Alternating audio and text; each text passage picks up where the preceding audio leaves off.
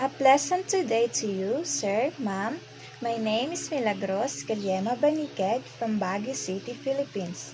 I was born on May 7, 1998, and I am 27 years old at this time.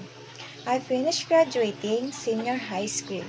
I have live-in partner for 7 years ago, and we have 2 children, a 5 years old boy and 3 years old girl. I work here in Philippines from 2019 to 2021.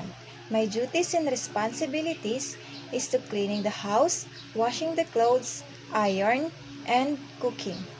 I have also work experience in Saudi Arabia from November 23, 2024 until August 11, 2025.